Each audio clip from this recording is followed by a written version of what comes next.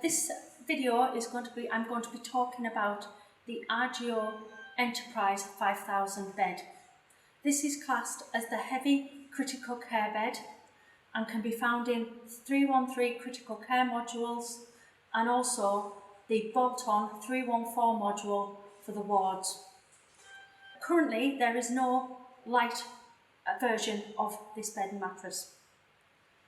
The other platforms within the maritime and the air frame will also use these beds.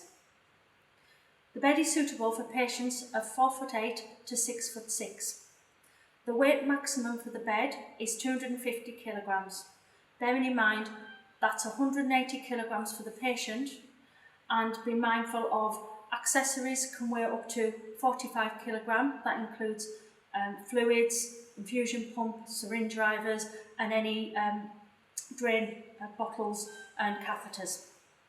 The mattress, the firm mattress, weighs up to 20 kilograms and the low air loss mattress weighs 5 kilograms. The bed operates on 230 volts. When you first plug the bed in, the manufacturer recommends that you keep it on charge and plugged in for 24 hours. Thereafter, it takes a good 8 hours charge to enable a 3-hour battery life. When the bed is positioned in place, it must be 20 centimetres away from the wall, a tent wall or a bulkhead. This to enable the reverse and normal Trelleborg position. The bed can be then cleaned with a 70% alcohol solution. We're now going to move over to the various different functions of the bed. So now I'm going to demonstrate various functions of the bed. The top panel of the bed is removable. On that panel there is room for 2 IV poles, and you can see that there's an area for these two to be placed. There is also a mechanism for the socket to keep it off the floor, to keep the wires off the floor and prevent a trip hazard. Also at the head of the bed you will find 4 areas for adding accessories. The IV pole that come with the bed, these are attached right directly behind the head panel. The other 2 panels, these are for further accessories like traction poles and are not for IV poles. These are not interchangeable, they're various different sizes. The bed frame itself is comprised of 4 panels. You've got the larger torso panel at the top of the bed, you've got a posterior panel, you've got a thigh panel, and then you've got a foot panel. Okay, now we're going to focus on the foot end of the bed where there's quite a lot of features. The foot of the bed is detachable, it just pops out. The first feature at the foot of the bed is the parcel shelf, easily just pulled out. This takes a weight up to 20 kilograms. This is only for linen only and is not for putting oxygen cylinders, pumps or monitors on this shelf. And this is easily replaced by just lifting and gently pushing back in. I'm now going to demonstrate how you can extend the bed to fit a patient of up to 7 foot. First of all, there's an extension plate which is just detachable from the end of the bed. Then the foot panel can be easily popped out of place. This is also the same for the thigh, posterior and torso panel. This also makes it easier to clean the bed thoroughly after use or if there's any spillages. You can now see the workings of the bed. First of all, you've got this blue lever just at the very base of the bed. This enables 3 extra lengths of the bed. By pulling the lever towards you, if you pull out, you have a 6'6" bed. You then squeeze the lever and pull again, and you've enabled a 7-foot patient. There's a blue panel, you lift either side, and this mirrors the 3 different lengths.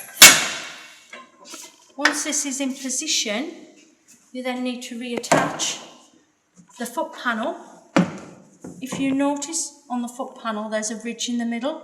This corresponds with the middle ridge on the bed frame, and this is the same for the other 3 panels.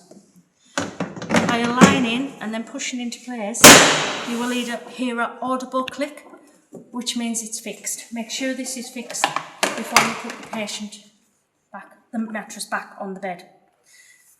The foot panel, the extension, then just gently clips onto the end. You will then have an inflatable mattress extension or a standard mattress extension to accommodate the longer patient. Also at the foot of the bed, you will see the CPR levers. There is 2 of these either side of the foot panel. You do not need to pull these levers simultaneously to enable the CPR function. They can be pulled individually. Please be aware that this manual function only lowers the head of the bed and not any knees up or Trelleborg position. Another feature of the bed is the 2 fixed patient handrails. These cannot be removed. To operate, we're currently in the up position. To flatten, simply it's a pull of this blue lever and then gently push, checking that you've not got any of the mattress or patient's appendages in the railings. To then pull the railings up, it's the reverse. You just gently lift up until you hear an audible click, and you know they're in a fixed position and secure. And be aware, if you're using an overlay mattress, that it doesn't come higher than 18 centimetres. That is for patient safety while the cot sides are up. On both the left and right side of the bed, there is 2 drainage bag areas. There's 2 clips on each of the areas, and each can hold 5 kilograms each. Please be mindful of that with heavy drainage bags and catheter bags. There is also a light situated under the bed which aids reading of any fluid balances on night shifts or in a darkened room.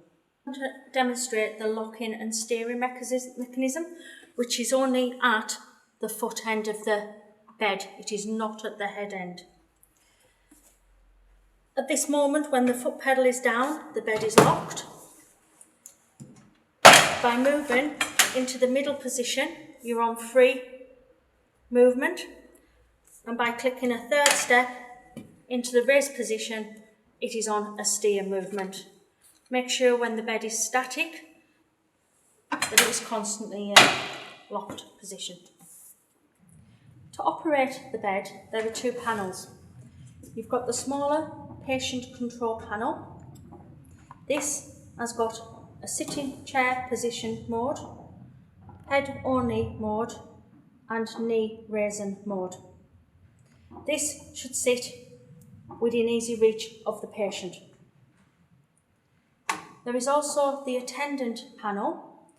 This has the same 3 features demonstrated in purple as the patient panel, but it also has extra features of being able to raise the bed vertically and up and down, and the Trelleborg and reverse Trelleborg positions. It also has the cardiac arrest, the electronic function, and it also has a lock function. I will go into these in more detail. This panel should be situated at the head of the bed and out of patient reach. I'm going to talk about the attendant control panel a little more detail. The 2 buttons, the 2 functions here, these are just light indicators rather than a function button. At this moment in time, you have a green light, which indicates that the bed is plugged into an electrical source. The battery isn't fully charged on the electrical source, so that's sitting at an amber status. With regards to battery life, it takes 8 hours to fully charge the bed. At this moment in time, this bed is not fully charged. When the battery is fully charged and disconnected from a power source, that indicates that the battery is working between a 75 to 100%. However, the more you use the bed, move the bed and press the functions, the less time that you'll probably have with your battery. You will now see that I've disconnected from the power source, and we've actually got no light at this moment in time, which will indicate that the bed is sitting between 75 to 100% charged. When you try to operate any function, you will hear a repeated beep when using the functions on battery.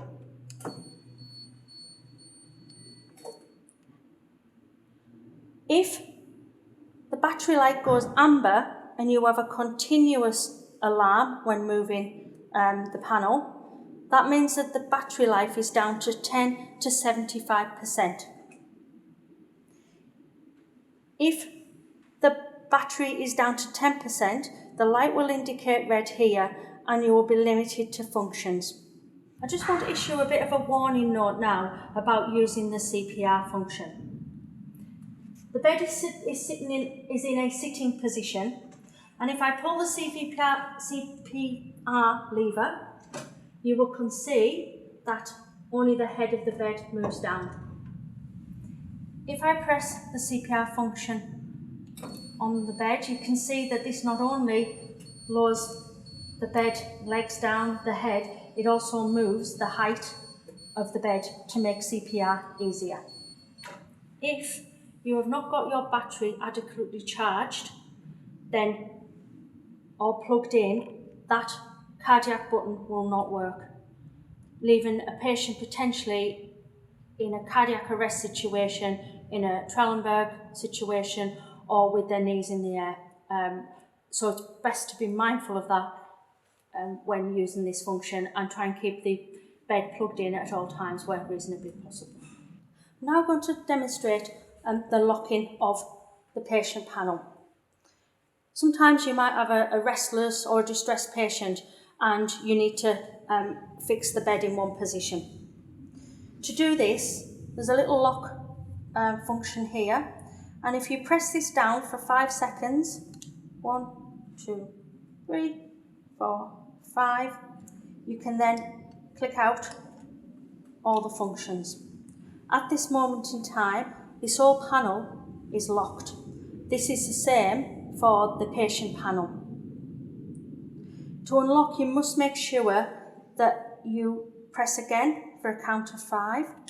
1, 2, 3, 4, 5, and then pressing each of the functions, it should unlock. You can lock individual functions, but be mindful that the 3 purple ones lock all 3, that locks, and then the 2 Trelleborgs locked. And again, the CPR button is never locked. Please be mindful, if you're constantly playing with the attendant control panel and you're pressing buttons for up to 90 seconds, the control panel will freeze. And to readjust itself takes 18 minutes. And you'll be able to do nothing with the bed, whether it's plugged in or on battery, over that time frame. Again, this is important if you've got a seriously ill patient or if you're thinking of moving or transferring the patient. You have to be patient in order to enable to unlock it again.